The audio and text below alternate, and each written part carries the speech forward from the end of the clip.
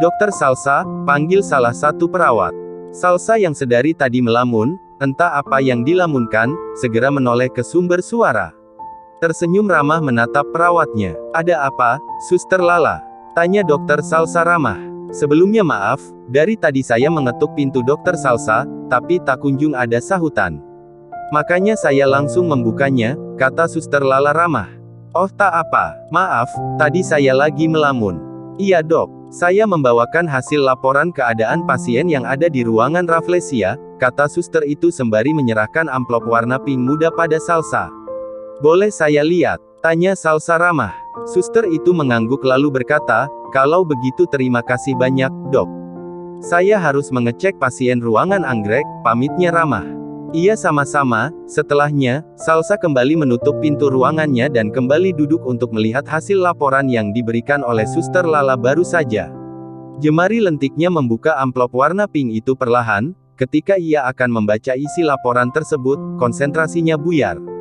Karena teringat lamunannya beberapa menit yang lalu sebelum Suster Lala datang.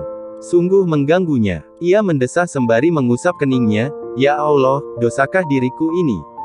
Karena memikirkan seseorang yang jelas-jelas bukan mahram hamba. Tolong jauhkan hamba dari bayangan negatif, ya Allah, katanya frustasi. Menaruh kembali map pink yang sedari tadi ada di pangkuannya. Salsa melirik arloji yang melingkar manis di pergelangan tangan kecilnya, menunjukkan pukul 3:05 sore. Gadis berkarir itu bangkit dari kursi kebesarannya untuk menuju masjid yang disediakan pihak rumah sakit, tentu saja untuk melakukan salat asyar. Kaki jenjangnya yang tertutup rok panjang berwarna putih telah berjalan menyusuri jalan setapak taman yang akan membawanya ke area masjid yang begitu megah. Di sana sudah banyak jemaah yang keluar karena sudah selesai menunaikan ibadah. Berarti, Salsa tidak ikut berjamaah. Tak hanya Salsa, beberapa orang yang belum melaksanakan salat asyar segera mengunjungi masjid. Salsa melepas jas putih kebanggaannya dan menyimpannya lemari yang disediakan. Salsa segera mengambil air wudhu. Menurutnya, setiap ia mengusapkan air wudhu ke tubuhnya, dapat memberi efek baik bagi tubuhnya. Setelah selesai, Salsa segera mengambil mukena yang disediakan pihak masjid. Mengucapkan niat salat, dan melakukan gerakan salat. Salsa khusyuk dalam salatnya. Hanya salat yang mampu menjernihkan pikirannya ketika otaknya akan meledak. Merapalkan doa-doa salat sembari menghayati setiap ayat yang ia bacakan. Dengan cara seperti ini, ia mampu berdekat, bersimpuh, dan berserah diri kepada Allah SWT.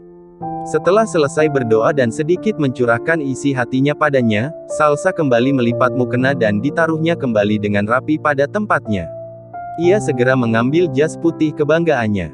Ketika ingin menginjakkan kaki di teras masjid, tiba-tiba kakinya mendadak berhenti. Jantungnya berdetak kencang, keringat dingin mulai bermunculan. Kalimat istighfar telah ia ucapkan beberapa kali. Seorang lelaki dengan seragam kebanggaannya khas tentara telah berhasil membuat langkah Salsa mendadak kaku, seakan-akan ada rantai kapal yang menahan kakinya agar tidak berjalan lebih dekat. Orang itu, kakak kelas Salsa sewaktu ia masih sekolah di SMA. Salsa sudah lama memendam perasaan terhadap kakak kelasnya itu, bahkan perasaannya masih bercokol di hatinya sampai saat ini, dan detik ini. Kakak kelasnya yang bernama Angkasa Dirgantara telah mampu menggoyahkan hatinya. Seorang tentara yang bergelar kapten telah merobohkan bentengnya. Tapi, nasibnya tidak seperti di novel-novel yang akan berending bahagia. Dirga telah memiliki tunangan. Tunangannya adalah tak jauh yaitu kakak sepupunya sendiri. Mendengar hal itu, hati Salsa sesak. Tapi, itu hanya nafsu duniawinya. Seharusnya, Salsa tidak boleh seperti itu. Tidak boleh memikirkan seseorang yang belum menjadi mahramnya.